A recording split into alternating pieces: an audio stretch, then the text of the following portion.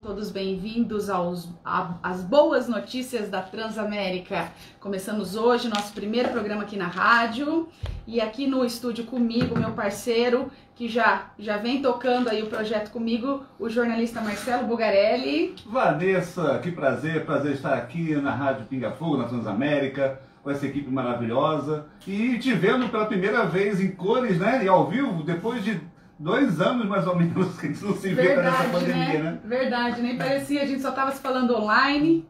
Que prazer, que coisa boa. Maravilhoso, agradecer o Leandro Silva que está aqui com a gente, nos orientando aí nesse nosso início e já agradecer a nossa convidada de hoje, a fisioterapeuta integrativa Maria Amélia Fontec. Seja bem-vinda. Muito obrigada pela oportunidade, é um prazer muito grande poder estar estreando aqui o programa com vocês, com pessoas que eu amo, que estão no meu coração.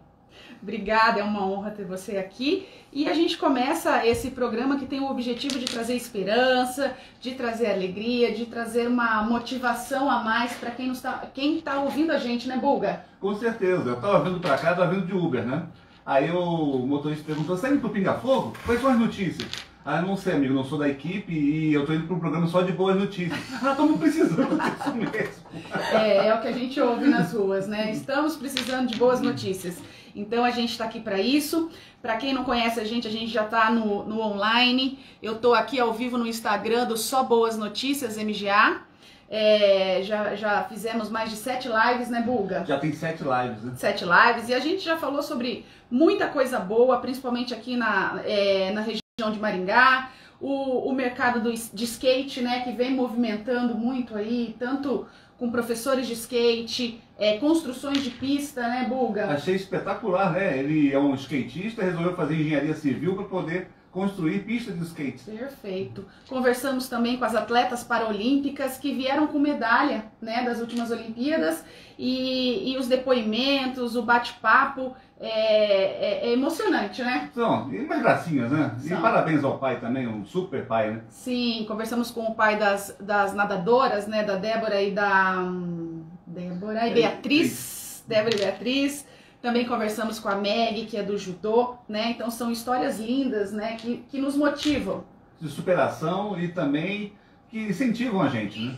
Além disso, já falamos sobre vários projetos sociais também, que vem ajudando, né? E nesses projetos a gente percebe que quem é mais ajudado é quem faz, né, Bulga? É o que eu sempre falo. A retribuição, né? Você acredita que vai ajudar o outro, mas o outro acaba te ajudando também a se construir. Perfeito. Então são histórias lindas para quem quiser conhecer essas histórias que a gente já falou e com certeza a gente vai falar aqui no programa também. É só entrar no @SóBoasNoticiasMGA. E a gente vai estar todo sábado aqui das 9 às 10 ao vivo aqui na Transamérica, no grupo Pinga Fogo. E a gente precisa muito de vocês. Vocês que estão ouvindo a gente aí, manda para o nosso WhatsApp, o WhatsApp aqui do grupo, sugestões. Porque a gente acredita que as boas notícias estão em todos os lugares. As boas notícias estão dentro, pode estar dentro da sua casa, pode estar na rua, pode estar com seu vizinho, pode estar dentro de uma empresa, mas eu acredito que acontece muita coisa boa no nosso dia, mas às vezes a gente acaba focando naquela ruim que aconteceu, né, Bulga? A gente tem sempre esse sentimento, né? A gente só fica pensando naquilo que foi ruim e esquece as coisas boas. Até o elogio, né? Você esquece os elogios e fica só pensando nas críticas. Bacana, hein? Isso aí, já para entrar no nosso tema de hoje com a nossa fisioterapeuta, a gente vem até para explicar para vocês, né, o porquê boas notícias, né, e como as boas notícias, os bons pensamentos interferem até na nossa saúde, no nosso físico, né, Maria Amélia? Bom dia. Bom dia, Vanessa, bom dia, Marcelo, bom dia aos ouvintes que estão aqui com a gente, né, e como nós estamos sedentos, né, de boas notícias nesse momento. A gente estava até conversando um pouquinho antes aqui nos bastidores, né? A vacina é uma boa notícia. Nós estávamos há tempo esperando algo, né, que acontecesse de bom. Então as pessoas tinham essa questão da crença de que a hora que a vacina chegasse seria um novo momento. E eu acredito sim que a gente tem que pensar de uma forma positiva. Pensar em tudo que a gente passou, claro, de uma forma que aconteceu, houveram muitas situações tristes, mas a gente agora tem que ter energia para poder reagir Essa é uma capacidade espetacular do ser humano também, a questão da reação e tentar focar no que é positivo no momento. Perfeito. E para explicar um pouquinho também, né, Bulga, a Maria Amélia, ela vem fazendo um trabalho sensacional dentro da fisioterapia e não é simplesmente tratar a dor, né, Maria Amélia? Como fisioterapeuta integrativa, eu quero que você explique um pouco mais esse ramo que está nascendo dentro da fisioterapia. Você trabalha a cura física junto com o trabalho das emoções. E junto à parte química também, bioquímica. A gente tem que entender tudo o que está acontecendo no nosso organismo, como o nosso corpo reage. Hoje a fisioterapia por muito tempo ela foi vista como uma reabilitação física. Foi assim que nós aprendemos na faculdade, mas esse comportamento ele vem mudando ao longo dos anos. Eu estou há 21 anos formada, né, como fisioterapeuta, e hoje a nossa preocupação é olhar o paciente como um todo. Então é um paciente que ele traz um quadro de dor, mas por trás disso tem um quadro emocional e que quimicamente houveram mudanças também no seu metabolismo. Então hoje a fisioterapia ele tem esse papel integrativo, da gente olhar o paciente como um todo, da gente conseguir sanar muitas soluções do porquê que esse corpo adoeceu. Então é muito importante a gente poder estar resgatando tudo isso. Então nós trabalhamos agora com o aspecto emocional também, né? Não separando as coisas. Nós temos técnicas que trabalham as emoções. Existem vários artigos científicos falando da influência do toque, por exemplo, em áreas cerebrais como a área límbica. Então você acessa emoções através do toque. Como é isso na prática? Existem várias técnicas.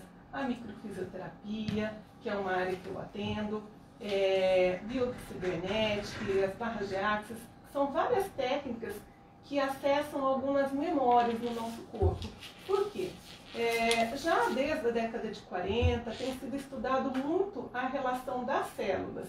E nós descobrimos que não existe só neurônios a nível do cérebro, mas todas as células do nosso corpo, elas têm aspectos neurais que reagem frente a uma determinada tipo de emoção.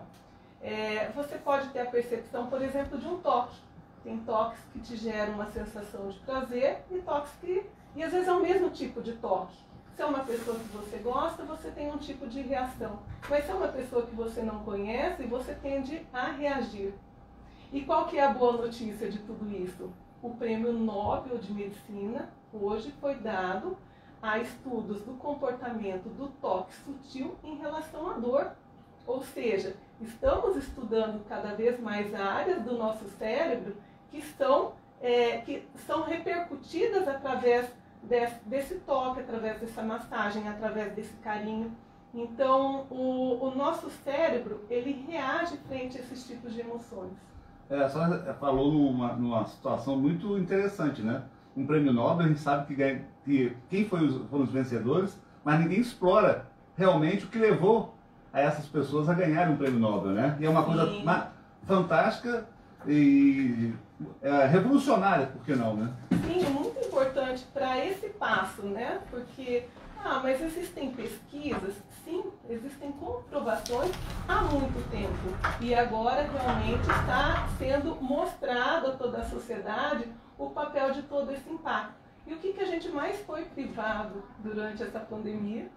As emoções, do toque, do né? Abraço, né? Como nós estamos sedentos desse abraço também, desse contato, desse carinho. Isso que eu acho interessante, né, o que ela falou agora. Antigamente, quando falava-se que as emoções, né, podem gerar doenças, era o achismo. Hoje não, hoje tem muitas pesquisas científicas embasando tudo isso, né, Maria Amélia? Como você falou agora do Prêmio Nobel. Sim, eu estava até lendo algumas coisas sobre o século XVII em relação ao comportamento físico e emocional. Então, por muito tempo, a medicina não conseguia comprovar a influência da nossa mente em relação ao nosso corpo. Por quê? É muito mais fácil eu comprovar fisicamente algo que o meu corpo não está trabalhando muito bem, do que tentar conectar a influência da mente em relação a isso. Então eu posso ter vários trabalhos falando, por exemplo, da influência de uma bactéria que está provocando uma gastrite, mas eu não conseguia comprovar como que emocionalmente alterava, por exemplo, o meu pH gástrico e que se tornava um ambiente hospitaleiro para uma bactéria gerar um tipo de disfunção. Então, por muito tempo, e agora não, agora a gente tem cada vez mais comprovações falando dessa conexão corpo e mente. Que legal, perfeito. Eu até dei uma pesquisada, dei uma googada e encontrei que existe um centro de investigação de mentes saudáveis pela Universidade de Wisconsin, nos Estados Unidos, né? E ali tem muita pesquisa fazendo essa relação, né? Como as emoções impactam sua saúde, as boas emoções que geram bons pensamentos, né? As boas leituras, as boas notícias, né? Basta colocar também no Google, por exemplo, Gentle Touch, né? Vai ter várias pesquisas falando sobre o toque suave, sobre a influência e sobre a falta também do toque em relação aos nossos comportamentos. Maria Amélia, mas quando a gente fala de pensamento positivo, boas palavras, né? Se a gente pensa positivo, a gente vai ter bons sentimentos, mas a gente sabe que na prática, às vezes a gente não consegue dominar nossa mente, né? E você anteriormente até comentou comigo, porque existe a nossa mente consciente, que é essa que a gente consegue controlar. Nós estamos aqui, né? Sim, Controlar. mas tem a inconsciente, que me corrija, mas parece que é grande parte da nossa mente, né? Sim, Vanessa. Então, por exemplo, a informação, ela impacta a relação, a informação ela é impactada em relação às nossas crenças. Então, muitas vezes, por exemplo, a gente entrou nessa pandemia, as primeiras notícias, elas foram bastante impactantes. Muitas pessoas não sabiam como reagir. Outras pessoas falaram, não vai ser nada, vai ser só um, né? Vai ser um mês só, e um mês acaba isso. Mas isso tudo depende muito de como você reagiu em relação às suas crenças desde a sua infância. Então existe uma questão que é a mente consciente e existe uma questão que é a mente subconsciente. A mente subconsciente ela é milhões de vezes mais forte do que a mente consciente. E vou trazer um aspecto. 5 minutos de pensamento negativo impactam em 6 horas na nossa imunidade. Caraca! Então, se você pensar 20 minutos lá que você brigou com a sua vizinha, por exemplo, você vai ter um dia inteiro com a sua imunidade mais baixa. Fora a insônia, né? Fora a insônia. O mal-estar, Sabe quando a né? gente fala que notícias negativas, elas abaixam a imunidade, e isso é cientificamente comprovado. Abaixa mesmo. A pessoa que tem pensamentos negativos, elas adoecem mais. Caramba, repete pra gente, 5 minutos de pensamento positivo reflete em... De pensamento negativo, reflete em 6 horas de baixa da imunidade. 6 horas de bacana. Isso quem fala é o nosso mentor Afonso Salgado, da fisioterapia integrativa aqui no Brasil, né? E ele que traz esses estudos para nós. Então, se você pensar 20 minutos lá, ficar amargando, você nem precisa exteriorizar, mas ficar lá amargando uma informação negativa, você vai ter um impacto de um dia de baixa da sua imunidade. Gente, é realmente preocupante, né? Porque... Com certeza. Não pode se preocupar, senão sua imunidade vai cair também. E como que nós passamos como que a gente faz? esse período da pandemia? Como que a gente faz, Maria Amélia? A gente passou em alerta, muitas. Depois eu vou trazer todas as boas notícias. Mas nós ficamos numa situação reativa de proteção. Então, o nosso sistema nervoso autônomo, ele se divide em simpático, que é o que nos prepara para o mecanismo de luta e fuga, e o parasimpático, que é a hora que a gente relaxa, que a gente abaixa a guarda. Então, dormir, a gente entra no parasimpático. Você perguntou se tem exercício para isso. A respiração nos leva a um equilíbrio, ao parasimpático, né? Mas a gente estava sempre numa situação de proteção, de reação. Muitas pessoas iam para o cérebro emocional, choravam, né? Tinham medos. Outros iam para o lado mais racional, não, essa pandemia ela vai passar logo. Outros iam para o cérebro instintivo, porque nós trabalhamos nos 3 cérebros também. Então, essas situações, elas nos levaram a um sinal de alerta, que é um estresse, que é um aumento e desequilíbrio de várias funções do nosso corpo. Então, um estresse imediato, ele gera o quê? Aumento da frequência cardíaca, respiratória, né? A gente manda sangue para as extremidades. Então, a gente tem algumas situações de reação de defesa momentânea. Mas e o estresse a longo prazo? O estresse a longo prazo, por exemplo, ele altera a relação hormonal. Então, por exemplo, uma tireoide, né? Hormônios sexuais também. Então, tudo isso é impactado a longo prazo. Então, a preocupação não é com o curto prazo, quando a gente tem uma situação de estresse, mas é se essa situação de estresse ela demora muito para passar. Entendi. Que é o que a gente vivenciou. Todo mundo achou que ia ser rápido, essa pandemia. Mas não, ela demorou bastante. E daí gerou o que né, aconteceu muito. Às vezes a pessoa nem não chegou, não tá com Covid, mas começa a ter outros tipos de sintomas. Os sintomas que a gente ou até pensar que está, mas não está, mas sente os sintomas, né? Sente. E o medo, né? Vivendo num medo constante. Nós viemos de uma geração, né? Me corrija, Vanessa, mas que eu lembro assim das minhas tias falando, qualquer resfriado, tem que tomar injeção. Tem que tomar injeção. Sim. E eu lembro a minha mãe sempre contrária a esse tipo de pensamento. Minha mãe sempre deixou as doenças se curarem de uma forma, claro, consciente. Nós tínhamos o nosso pediatra, mas eu fui uma pessoa que eu tomei pouquíssimo antibiótico. Meus filhos acho que tomaram antibiótico uma vez cada um. Né? Claro que a gente tem os méritos dos medicamentos, mas é importante também deixar o nosso corpo reagir, porque uma febre é uma reação natural do nosso corpo para aumentar a imunidade, ou seja, eu vou lutar contra o agressor. Então você tem que acompanhar essa febre. Claro, fugir do controle, vamos ter uma equipe que está ali em apoio, um contato com o pediatra, né? Vai dando um banho, um chazinho, vai acompanhando, mas não entrar com um antitérmico de uma vez. Por quê que eu falo isso? Porque isso vai aos poucos diminuindo a nossa capacidade de defesa. E voltando ao exemplo da minha mãe, eu sempre acreditei que eu não queria adoecer. Isso é uma verdade? Claro que não, a gente adoece.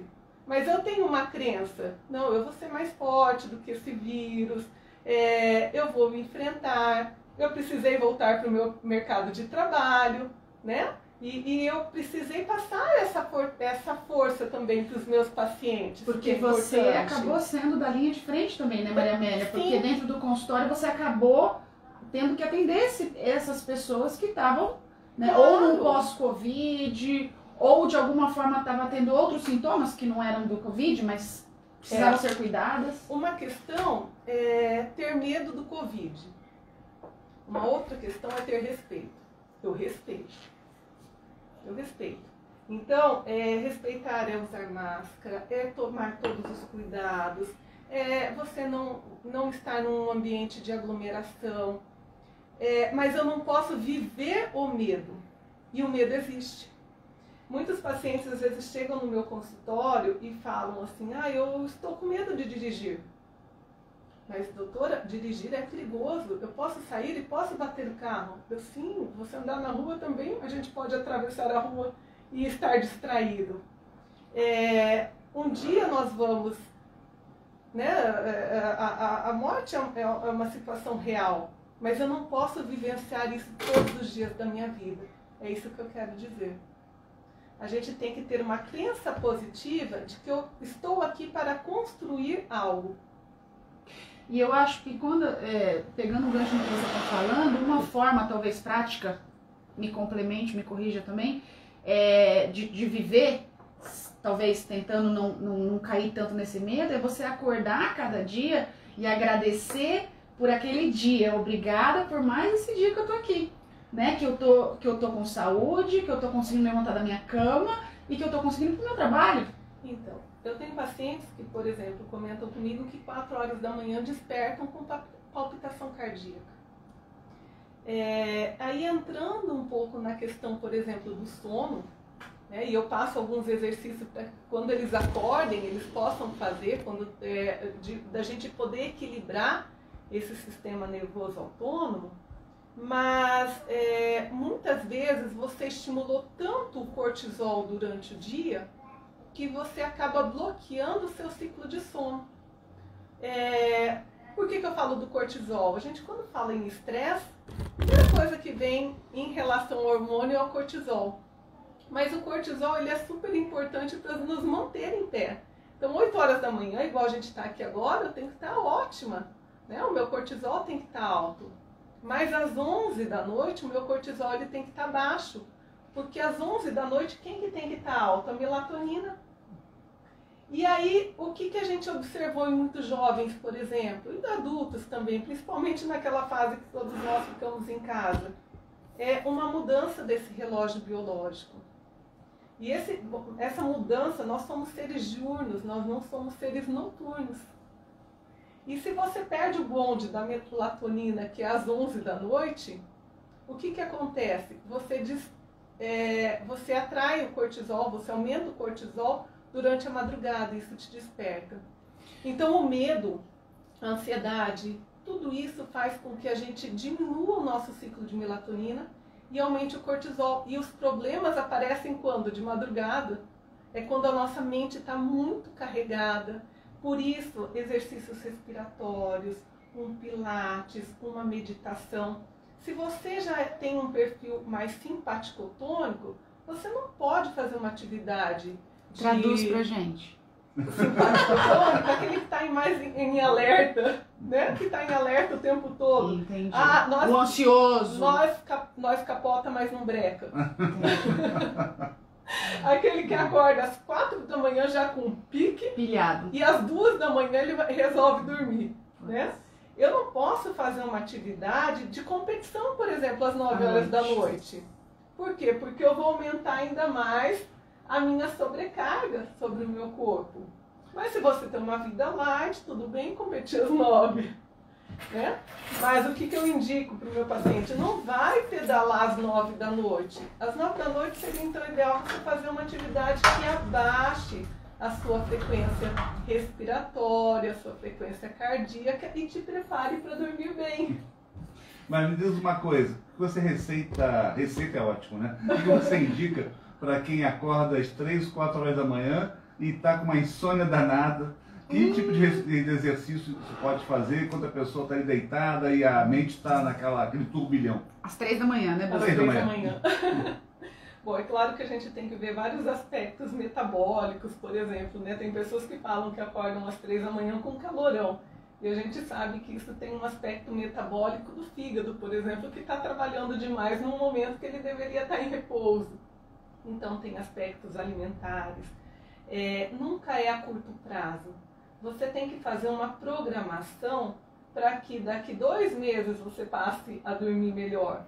Então é uma mudança de hábito. É uma mudança de hábito, com certeza.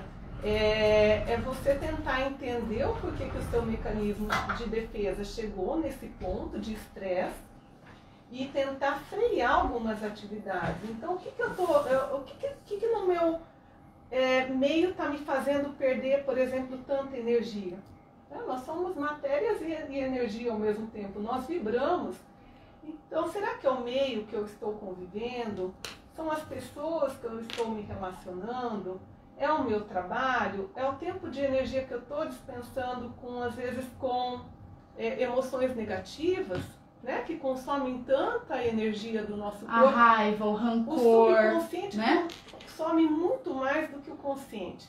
E às vezes a gente faz alguns trabalhos, por exemplo, com alguns pacientes, e eu falo, qual que é a sua percepção? Não, que eu comecei a ser mais assertivo nas minhas decisões. Antes eu ficava pensando o dia inteiro qual que é a atitude que eu ia tomar. E agora, em 5 minutos, eu resolvo um problema e me sobra tempo. Perfeito. Então a gente tem que olhar para qual que está sendo a nossa rotina, quais são os pontos que eu estou perdendo energia, por que eu estou perdendo energia, e tentar modificar essa questão comportamental.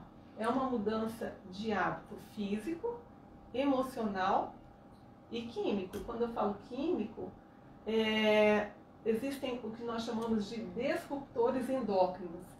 Ó, gente, agora Nossa, olha, aí o negócio do bicho pega. Ó, só dá um recado. Não. Ah, eu também Deixa eu dar um recadinho pra galera. Gente, Maria Amélia tá aqui ao vivo. Mande sua dúvida. Se você... O Buga entrou eu acho que numa questão que pega muita gente, que é insônia, né? Mande sua dúvida, que às vezes ela pode dar uma dica que vai mudar aí ou melhorar um pouco a sua noite. E aproveitar essa brechinha, porque a gente tem muito que conversar aqui. Vou dar um oi pra galera do Instagram, que tá aqui. O Caruso, o Alexandre Caruso, que foi o nosso entrevistado. Lembra dele, Buga? Do Garrafas ao Mar? Garrafas ao Mar, fantástico. Fantástico, é o projeto, Maria Amélia, é um projeto lindo lá do Rio de Janeiro. Ele criou uma plataforma que conecta quem tem dívidas a pagar, às vezes está devendo uma conta de água, uma conta de luz, e quem quer pagar, simplesmente porque quer ajudar o próximo, às vezes nem sabe quem é esse próximo, mas está ajudando. Boas notícias, então. Lindo. E ele fala aqui, ó, ele faz um comentário muito bacana. Coragem, sobre aquilo que a gente falou sobre o medo, né? Coragem não é... Ops, não tô lendo. Não é ausência de medo, é fazer com o medo controlado. Com certeza. A coragem vai com medo, mas vai, né? Vai. E como é que nós entramos nessa pandemia, né? Eu falo que todo mundo estava na mesma tempestade, mas cada um num barco diferente. Tinha gente que estava no iate, tinha gente que estava num barquinho que já estava afundando. Então isso muda muito a nossa percepção e de como realmente a nossa bagagem estava quando nós entramos nessa pandemia. Nossas crenças. Nossas crenças.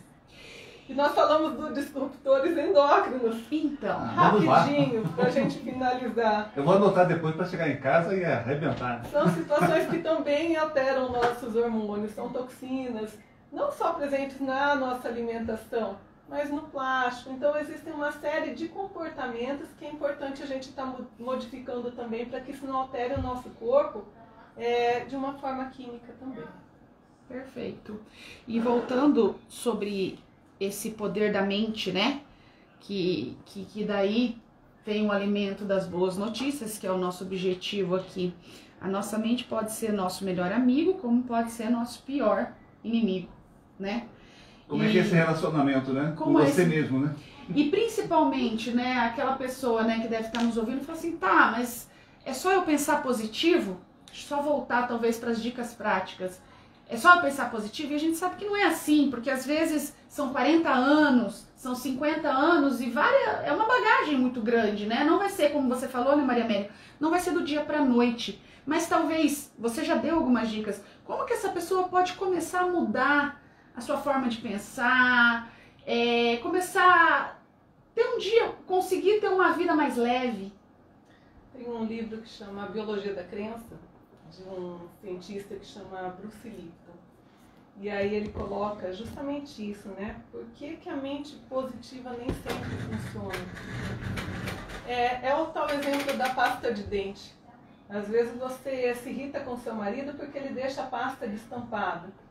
Então talvez lá atrás você foi chamada a atenção porque a pasta ficava destampada e você atendeu daquele jeito. Né? E aí é uma coisa tão pequena, mas que às vezes te tira de um cérebro racional e te leva para um cérebro irracional, para você ter uma reação de explosão. Eu já falei que eu não quero mais, né? Que você deixe as coisas dessa forma e isso é uma coisa muito pequena, mas às vezes traz uma irritatividade para a pessoa, uma irritabilidade muito, muito grande. Se você, quando era pequeno, andava descalço e sua mãe falava, tira o pé no chão, você vai pegar gripe, a chance de você abaixar a imunidade, ficar resfriado é alta realmente. Então, às vezes as pessoas falam assim, poxa, mas eu penso positivo, sabe? Eu sou uma pessoa positiva, eu sou uma pessoa que eu tento trazer boas informações,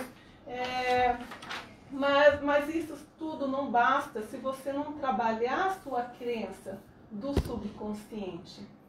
Então, nós temos 3 cérebros que foram desenvolvidos ao longo de toda a nossa trajetória biológica. Nós temos o cérebro instintivo, foi um dos primeiros cérebros, né, desenvolvidos. Nós temos o cérebro límbico e nós temos o cérebro racional, que é o neocórtex, vindo com a questão do desenvolvimento humano.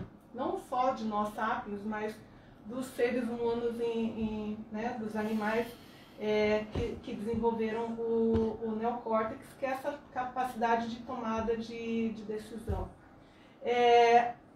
Quando muitas vezes você bate o carro, você pode ter 3 perfis de reação. Você tem aquele que trabalha de uma forma instintiva, que vai lá e vai discutir, vai resolver ali a situação. A gente tem a pessoa que ela congela, que ela entra num cérebro mais emocional, que ela chora, né? Que ela não entende, não compreende. E você tem aquela pessoa que age de uma forma racional, que ela vai conversar para tentar resolver a situação, né? Então, a forma com que nós reagimos depende muito dessas crenças, e você pode observar que reações que nos tiram de um determinado padrão nos fazem reagir sempre da mesma forma. Então, tem pessoas que explodem sempre, tem pessoas que choram sempre, tem pessoas que conseguem ter um equilíbrio emocional melhor. Isso vai tudo de como é que nós fomos programados, de como a nossa mente positiva trabalhou em várias situações de adversidade. E isso é uma bagagem, isso é um pote que a gente carrega desde a nossa gestação. Então, um bebê, por exemplo, que nasceu de um parto difícil, ele acionou quem? Um cérebro instintivo. Né? Às vezes uma circular no pescoço, a mãe às vezes teve várias situações onde quase perdeu o bebê, por exemplo. É um bebê que nasce numa situação de extrema defesa instintiva. Então, às vezes, você fala, o meu filho não me escuta, né? Porque ele reage com o cérebro instintivo. Então, uma dica que eu dou, não grita, porque ele não vai te escutar. Pegue na mão, né? Dê a informação sempre com contato, porque daí você vai atingir uma área do cérebro que é responsável pelas emoções, que é o nosso cérebro límbico, o nosso cérebro emocional. Viu, Vanessa? Perfeito! Passando o WhatsApp da Transamérica mais uma vez, gente, 997371760.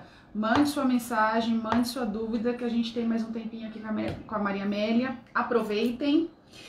E quem não consegue, às vezes, trabalhar tudo isso sozinho, pede ajuda, né, Maria Amélia? Seja aí hoje, até foi ontem, passei num posto de saúde, passei na igreja. Hoje tem muitas terapias, eu falo das psicólogas que estão disponíveis às vezes por um preço mais acessível também. Hoje tem como ter acesso a essa ajuda, né, Maria Amélia?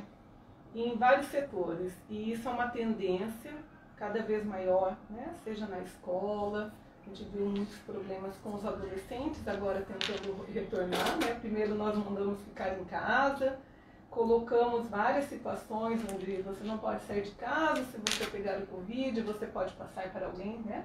E eles se adaptaram muito rápido à tecnologia, sofreram e estão sentindo bastante esse retorno, a questão da socialização, ao retorno em grupo. Eu tenho visto vários jovens com ansiedade, com depressão, não querendo socializar ou apresentando uma resistência. As escolas estão bastante abertas, com grupos de apoio, né? A igreja, a comunidade em geral.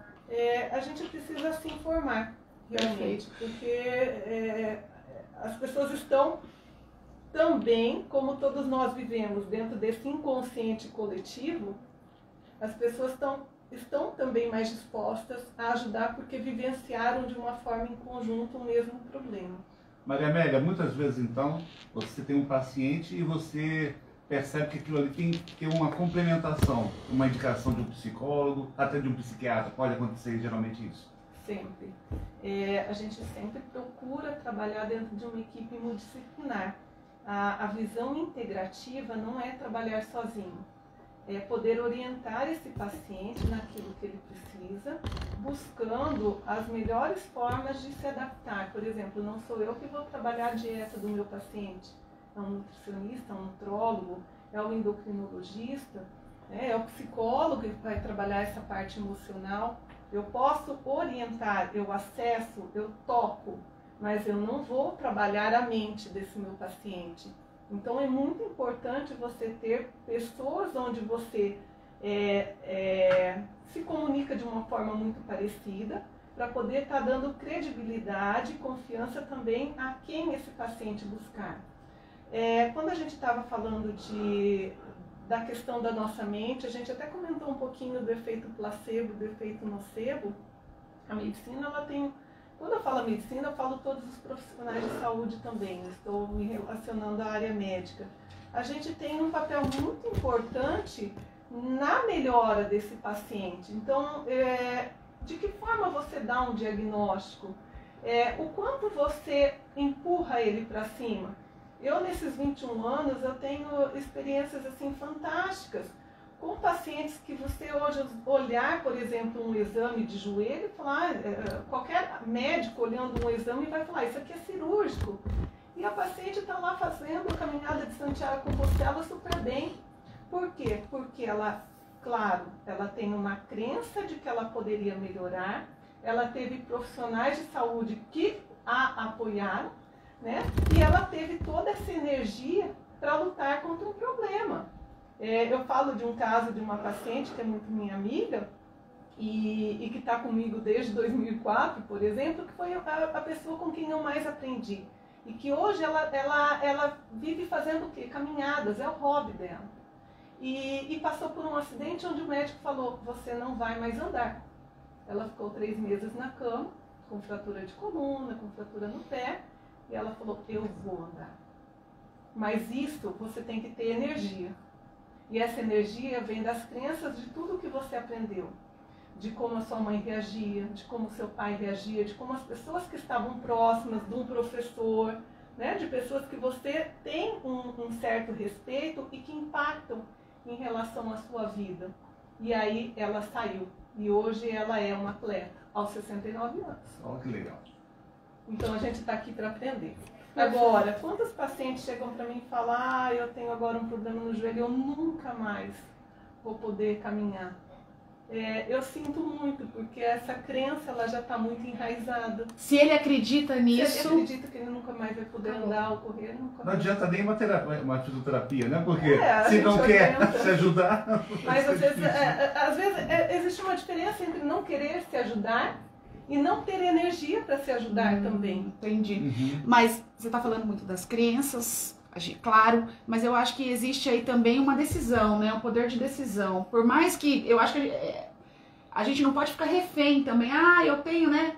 Porque é fácil às vezes falar assim, não, porque meu pai foi assim, a minha mãe me criou assim, né? Mas eu acho que tem a questão do poder da decisão e eu falo que a gente da autorresponsabilidade, né, Maria Amélia? Eu sou responsável pelo que eu vou, o caminho que eu vou seguir e das minhas decisões. O ambiente, ele é o responsável pelo comportamento das nossas células. E antes a gente colocava a culpa muito na genética também. Uhum. E esse autor que eu falei, o Bruce Lipton, ele estudou o Projeto Genoma. Então o Projeto Genoma era um projeto onde eles iriam descobrir o porquê de todas as doenças, encontrar uma solução, rastreando o DNA humano. E o que foi surpresa para ele? Que nós não temos mais DNA do que, por exemplo, um inseto, não muito mais. Então o Projeto Genoma ele entrou em queda. E aí surgiu a epigenética, que é a forma com que nós nos relacionamos, o nosso ambiente em relação à nossa célula.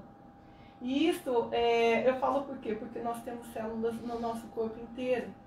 E não é o DNA, que é o núcleo ali da célula, o responsável pela multiplicação, pela nossa energia. É a nossa membrana celular. Então eles estudaram como que essas células se comportam frente a um estímulo nocivo, por exemplo. Então as células, elas se fecham ou elas se abrem em relação às informações negativas, em relação a uma toxicidade, em relação a um pensamento. Então, tudo isso interfere nas nossas células e é comprovado. Então, o nosso corpo perde, por exemplo, energia. A partir dos 30 anos, a gente perde mitocôndria. O Covid é uma doença inflamatória. Quanto menos mitocôndria a gente tem, ou seja, quanto menos energia essa célula ela tem na capacidade de reagir, maior o processo inflamatório. Então, onde nós temos mais mitocôndrias? No coração, no cérebro, né? na musculatura esquelética, nos pulmões. E onde que o Covid atuou? Né? O Covid atacou mais o nosso cérebro, o nosso coração, o nosso pulmão e a nossa capacidade física de reagir. Muitas pessoas estão comentando da questão da fadiga, né? do cansaço. Então, um cansaço não só físico, mas um cansaço emocional também. Então, é a forma com que nossas células elas reagem. Então, se eu dou um estímulo positivo, elas vão trabalhar de uma forma melhor. Isso é físico, isso é bioquímico. Agora, se eu dou um estímulo negativo, essa célula ela se protege, ela se defende. Olha, eu estou adorando a terapia. O Alexandre Caruso deu uma dica muito interessante aqui, né? Quando eu perguntei sobre como dicas, né? Pra gente ter um dia mais leve aí. Olha o que o Alexandre fala. Minha dica é ao longo do dia anotar pequenas ou grandes conquistas. Tudo. E ao final do dia ou da semana revê-las. É bom com você, com o casal ou com o time. Parabéns pelo programa e sucesso. Isso é bacana também. Não deixa de ser um reforço positivo para você mesma, né? Positivo, muito. Existem muitas questões, por exemplo, de anotar, eu tenho uma agenda, eu gosto de escrever.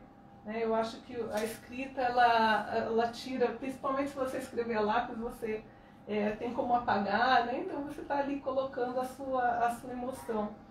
E muitas formas, eu falo assim, não olhe tudo que você tem para fazer e querer fazer tudo ao mesmo tempo. Coloque em frações pequenas, em pequenas metas, e imagine o quanto vai ser bom quando você cumprir aquilo. Então coloque sempre pequenas expectativas que você vai conseguir dar grandes passos. E escrever, sim, essa dica é muito importante. Então eu estou ali, às vezes eu estou atendendo, eu vou lá e escrevo alguma coisa que eu tenho que fazer, ou do que foi bom, ou de que um paciente comentou comigo, né? Porque a gente está aprendendo ali. Então muitas vezes ele nos dá lições, eu vou lá e escrevo. E depois eu reflito sobre aquilo. É importante, são pequenas dicas, né? E interessante que a gente vai escrever aquilo que é positivo realmente, né? Isso que eu acho importante. Né? Que eu estava falando, né? A gente guarda muitas coisas ruins na cabeça, esquece dos elogios, das conquistas, né? E às vezes a gente se cobra muito, né? Se cobra muito, né? Às vezes... Do que não fez, né? Às vezes esquece tudo que fez no dia e lembra daquela que você não fez. Ou daquela coisa que você falou com alguém, assim, meu Deus, eu não devia ter falado aquilo, não sei, aquilo fica aí, meu amor, remoendo você o tempo todo, né? Sim. E são coisas que realmente são tóxicas, né? Você fica realmente muito ruim. Eu falo, não olha o guarda-roupa como um todo. Fala que você só vai arrumar uma gaveta. Aí a hora que você terminou de arrumar aquela gaveta, o prazer vai ser tão grande. Isso é Nossa, verdade. vai querer arrumar a segunda. E principalmente, né, Maria? Isso entra autossabotagem. Legal. E isso aconteceu muito comigo, porque cada um acaba tendo seu limite, né, Maria Amélia? Eu fui sempre uma pessoa muito ansiosa e essa ansiedade eu comecei a ter crises, né? Que é palpitação, eu sentia o corpo dormente, né? Porque eu sempre colocava muitas metas durante o dia pra mim. E hoje em dia não, hoje em dia eu coloco às vezes uma por dia. Porque chegou um momento que eu não tava dando conta de tudo. Então hoje em dia, se eu faço uma, sei lá, vim aqui, fiz o programa hoje, ótimo, já ganhei meu dia. E aí a gente sai com aquela sensação boa, né, de que eu cumpri aquela missão. E isso faz, meu Deus, quimicamente no nosso corpo, as reações hormonais, elas são muito positivas. Então é importante você concluir projetos também. Quando eu comentei da autossabotagem, às vezes eu pergunto para o meu paciente, como que foi na sua infância? Eu começava e parava. E muitas vezes os nossos pais nos obrigam a terminar um projeto. Isso é muito importante para a nossa mente, claro que desde que seja uma forma positiva, nada impositiva, né? mas de você ter concluído algo. É muito importante as coisas terem começo, meio e fim. Olha aí, que E isso interessante. você deixa de arrastar problemas e você passa a querer resolver esses problemas e não acumular. Perfeito. E eu acho que então até indo na contramão, uma dica importante, indo na contramão, reduzir metas. Porque a gente está numa época, né? Acho que não sei se já passou, muitas metas. Vamos reduzir nossas metas. Pelo menos eu coloquei isso para minha vida. E reduzir o nível de expectativa, né? Isso vai em tudo. Às vezes a gente coloca uma meta, por exemplo, numa dieta. Eu vejo o paciente falar, mas eu tenho que emagrecer 20 quilos. Mas coloca 500 gramas por mês. É muito pouco. Mas você já pensou que ao final do ano são 6 quilos a menos? Não é pouco. Mas às vezes a gente... existem muitas pessoas, aí entra um pouco a questão da autossabotagem, que elas se frustram por colocar metas muito grandes. E aí quando você vê que algo é talvez inatingível, ou não vai acontecer daquela forma com que você programou, você rompe, ou você se sabota, ou não continua. E desanima.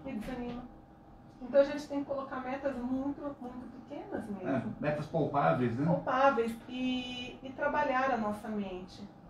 Procurar terapias profissionais que venham a auxiliar nesse reequilíbrio, para que a gente consiga realmente viver em harmonia. Eu fiz um curso de uma formação que se chama Coach do Bem-Estar, que foi trazido pelo Instituto Salgado, é uma faculdade de Samadeva, na França. E eu achei ele fez uma pergunta assim, para o grupo, para a gente escrever quais os motivos da felicidade, né? Pelo que você vive. E aí era para você colocar algumas situações pelo que a gente vive, qual que é a minha busca da felicidade, né? O que me move. E eu coloquei umas 4 situações que são importantes, né? A gente tem prioridades. E aí ele olhou assim, só por isso? 4 situações? Nossa, mas não tá bom? Viver por 4 situações não tá bom? Não, a gente tem que ter 11 situações pelo qual a gente vive. Pelo menos 11 motivos para viver. E o que a gente vê, né? Que às vezes a pessoa fala, eu vivo pela minha família. Claro que a família é prioridade. Mas eu também tenho que ter os meus amigos. Eu tenho que viver por mim, pela minha saúde, pelo meu bem-estar, pela espiritualidade, pela comunidade, né? Pela caridade, pelo trabalho também, né? Pelos filhos. Por quê? O marido se vai, os filhos vão, os pais se vão. E aí, pelo que você vive? Qual que é o motivo da gente estar aqui?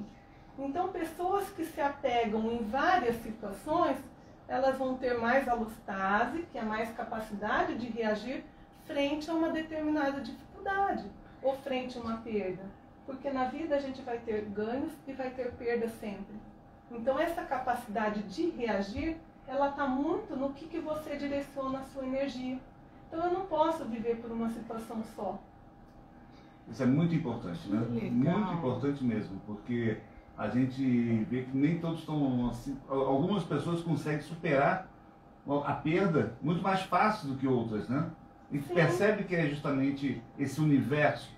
Aí essa pessoa ela tem outros grupos, ela tem o grupo da igreja que dá apoio, ela tem um grupo de caridade, ela tem amigos, né? Ela tem outras pessoas que ela se relaciona muito bem na família, que dão apoio. Então, existem várias situações que ajudam também. Nós somos seres sociais. Eu estava até hoje de manhã estudando um pouco sobre a comunicação, de como nós, seres humanos, nos desenvolvemos, né? E nós somos seres sociais, nós precisamos dessa cooperação, nós precisamos viver nessa comunidade. E essa busca é muito importante, a gente precisa abraçar, né, vários aspectos da nossa sociedade, para que nos dê conforto também, nos dê força. Muito bom. E tem uma coisa também que eu conversei anteriormente com a Maria Amélia, né? A gente está falando aqui de boas notícias dentro do rádio, né? E a música, que a rádio, a Transamérica aqui também traz bastante, tem um efeito muito positivo na nossa vida também, né? Na nossa mente, no nosso comportamento. Se você... Outro dia eu estava no mercado e começou a tocar uma música assim, que me remeteu à minha infância. E minha infância foi boa. Então aquela música me trouxe uma paz, me trouxe uma calma. Cada um, às vezes, prefere um estilo de música, né? Mas, em geral, as músicas mais calmas, as músicas mais tranquilas, elas nos trazem um bem-estar porque elas acessam aquela mesma área do toque, a nível do cérebro, que é a área límbica, a área da emoção. Eu já percebi isso. São músicas que me acalmam e me dão um relaxamento, sabe? Um prazer, sabe? De ver o mundo de outra forma. Parece que eu estou viajando, parece que eu estou na praia, parece que eu estou em outro lugar. Sem não a gente não adora a música da nossa adolescência? É a memória afetiva, né? A memória afetiva. Né? Às vezes a música nem era tão boa, né? Mas tem a memória afetiva, né? Mas tem sim. E não porque eu estou aqui na rádio, mas muitas vezes a gente liga o rádio para sair um pouco da informação da televisão. Porque a rádio tem toda uma questão de você não estar vendo a pessoa que está ali. Você tem a imaginação. Você né? tem a imaginação, nós somos seres imagináveis.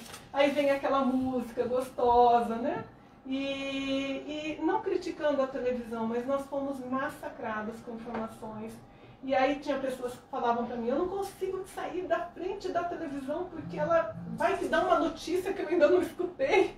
Eu falo, nossa, eu pago para desligar a televisão porque eu não quero escutar. E em tempos de redes sociais, isso está pior ainda, né? Está pior ainda. Muitas vezes a gente critica os nossos pais, né, Vanessa? Tipo, nossa, como a minha mãe permitia que eu saísse na rua? Como que a minha mãe permitia que... né? E a gente fala, o mundo hoje é mais perigoso. Eu questiono se ele é tão mais perigoso. Mas eu acho que o número de informação que a gente tem hoje é muito maior. Muito maior. Então, porque existem alguns perigos que sempre existiram. Eu estava no sítio com meu irmão e ele não deixava as minhas sobrinhas chegarem perto do rio. Eu falei, mas a gente na mesma idade, a gente ia lá, entrava, brincava. Mas o mundo está mais perigoso. Mas o sítio não mudou. O sítio mudou. O sítio é o mesmo. Agora tem jacaré no rio. Naquela época não tinha jacaré. Mas como nós vivemos mais reativos a tanta informação, isso é verdade. Né? Hoje a gente vê perigo em tudo, praticamente. Então, e eu como, assim não como você... Não estou dizendo que é errado. Sim, né? Mas eu já vejo o perigo maior, eu como mãe de 2 crianças, para mim o maior perigo está no mundo online, no mundo virtual. E para mim, a minha preocupação maior hoje é o online, do que meus filhos estão vendo ali. Até porque a gente não acompanha, né, Vanessa? Não consegue. Por mais que a gente tente, eu tento, eu tenho uma disponibilidade para ficar com eles, mas às vezes é mais que isso. É mais. E eles são mais rápidos e esses 2 anos de pandemia fizeram com que eles avançassem 10 anos. E nós também não acompanhamos isso. Então a gente às vezes não consegue rastrear tudo o que está acontecendo. A gente às vezes não entende. E a gente acha que eles estão mais protegidos perto da gente. E às vezes não. Então esse cuidado, a gente precisa entrar na frequência deles para entender o que está acontecendo também. Saber um pouco das redes sociais, qual é a linguagem, como é dos jogos, né, que estão vindo muito do que estão forte. Assistindo. Sentar com os nossos filhos e ter conversar. Né? Eu falo que mãe não é amiga, mãe é mãe, né? Existe uma questão de hierarquia. Então a mãe não é aquela que você vai dividir, mas mãe é mãe. Mãe é aquela que vai te apontar onde você errou. Mãe é onde vai te disciplinar. Né? Mãe é mãe. Mãe é mãe. Pai é pai também. Né? Suas responsabilidades. Cada um tem as suas responsabilidades e sobre eles muito também. Perfeito. Vamos chegando às nossas considerações finais. Considerações finais. É isso que eu queria falar. Notícias. Temos 3 minutinhos considerações aí. Finais é coisa de debate, né, Lívia? Você sabe que depois eu vou falar uma coisa que eu li aqui hoje de manhã que me impactou bastante. Manda bala. Então, é uma tomada de consciência aqui que eu li, que foi escrito pelo Gandhi, que fala justamente como você decide viver, quais são as suas escolhas de vida, né? Eu acho que nesse momento cabe muito, como que eu decido viver? Eu decido viver com amor ou eu decido viver com o medo? Então ele fala que as suas crenças se tornam seus pensamentos. Os seus pensamentos se tornam as suas palavras. As suas palavras se tornam as suas ações. As suas ações se tornam os seus hábitos e os seus hábitos se tornam os seus valores. E os seus valores se tornam o seu destino. Lindo. Achei lindo. Perfeito. Que é tudo que a gente comentou aqui, né? Então, vamos cuidar da nossa mente, Cuidar né? da mente. E que manhã agradável. Que delícia.